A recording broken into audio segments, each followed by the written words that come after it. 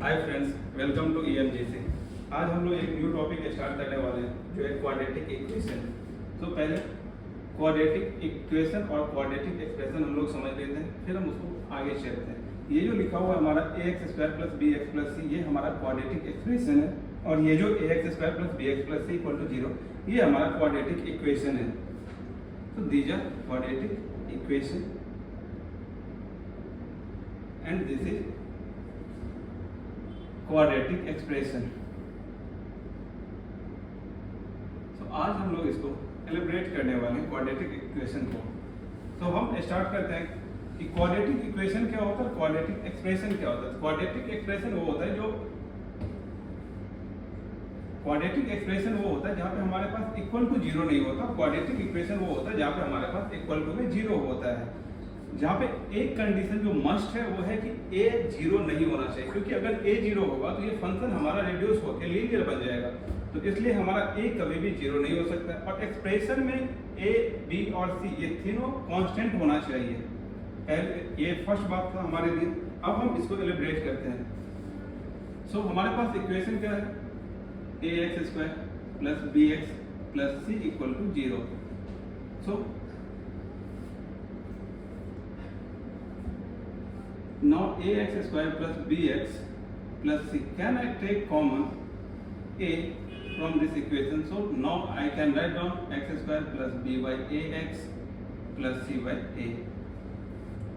अब हम यहाँ से क्या करेंगे कि इन दोनों टर्म को यूज करके हम इसका एक परफेक्ट स्क्वायर बनाने का कोशिश करेंगे। तो ये हम पहले भी जानते हैं कि परफेक्ट स्क्वायर हम कैसे बनाते हैं। So a x + b by 2a whole square plus c by a, और इसको परफेक्ट स्क्वायर बनाने की वजह से एक टर्म हमारे पास ज्यादा आएगा, जिसको एलिमिनेट करने के लिए हम एक टर्म एक्स्ट्रा लेंगे, that was b² upon 4a square. So अभी हम यहाँ से आगे बढ़ते हैं, दैट इज a, बिकॉज जब हम इसको ओपन करेंगे तो हमारे पास आएगा x² + b² upon 4a² + 2 × x upon b upon 2a। तो 2 विल बी कैंसल, और ये टर्म हमारे पास एक एक्स्ट्रा बन रहा है, इसलिए हम इसको एलिमिनेट करने के लिए हमने एक माइनस लगा दिया, b² - 4ac। बेसिकली हमने अपने ओरिजिनल इक्वेशन को ही लिया, बस हमने इसको लिखने का तरीका बदल दिया है। सो अभी हम अगेन इसको ही आगे कंटिन्यू करेंगे। here a x + b upon 2a whole square plus, यहाँ पे मैं इसका और इसका एलसीएम लेने वाला हूँ, इसलिए मैं इसके एलसीएम को एक टर्म बनाने के लिए मैं इसको 4a से मल्टीप्लाई कर रहा हूँ ऊपर और नीचे, जो कि अब ये हमारा इस फॉर्मेशन में आ जाएगा 4a² का, क्योंकि दोनों डिनोमिनेटर हमारे लिए सेम हो जाएगा, तो हमारे लिए सॉल्व करना इजी रहेगा। तो now a × x + b upon 2a whole square plus, जब हम इसका एलसीएम लेंगे वो हमारा होगा 4a² अगेन 4ac - b²। यहाँ से मैं एक माइनस कॉमन निकाल रहा हूँ, x + b by 2a whole square minus b² - 4ac upon 4a²।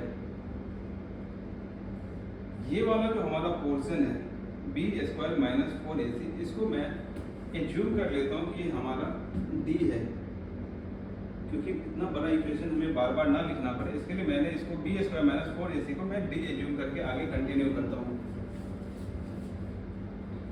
a × x + b by 2a whole square minus d upon 4a²। मैं इसको a² - b² के फॉर्म में लाने के लिए इसके ऊपर रूट ले रहा हूँ। So a x + b by 2a whole square minus √d upon 2a whole square. अब ये हमारा बेसिकली a² और b² के फॉर्म में आ गया है। क्या मैं इसको लिख सकता हूँ, a × x + b by 2a whole square minus under root D upon 2a whole square. तो इसका फॉर्मूला होता है जब a square minus B square है तो इसका एक फॉर्मूला होता है a plus B into a minus B. So अभी मैं इसको लिख सकता हूँ x plus B by 2a plus root D upon 2a and second term is x plus B by 2a minus under root D upon 2a। Again यहाँ से मैं LCM ले सकता हूँ, that will be 2a b plus root D, और यहाँ अगर मैं एलसीएम लूंगा अगेन यहाँ पे भी 2a ही आने वाला है, तो b minus root D. Again यहाँ से हम एक माइनस कॉमन निकाल लें, so x minus minus B minus root D upon 2a, और यहाँ से x minus minus B plus root D upon 2a। ये जो हमारा minus B minus root D under root D और 2a, इसको मैं अल्फा एज्यूम करता हूँ, इसको मैं बीटा एज्यूम करता हूँ। तो बेसिकली अब जो हमारे पास लिखा हुआ आएगा वो आएगा a into x minus alpha into x minus beta.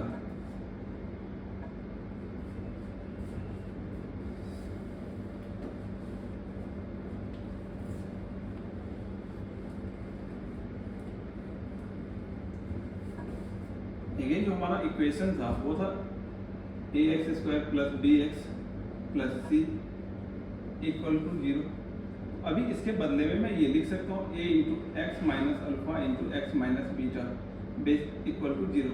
तो बेसिकली अभी अगर इसको 0 होना है तो इन तीन टर्म में से किसी न किसी एक को तो 0 होना पड़ेगा, जबकि पहला कंडीशन हमारा कह रहा था कि ए कभी भी 0 नहीं हो सकता। तो हमारे पास दो ही ऑप्शन बच जाते हैं, या तो ये टर्म 0 हो जाए एक्स माइनस अल्फा, या फिर दूसरा टर्म 0 हो जाए एक्स माइनस बीटा।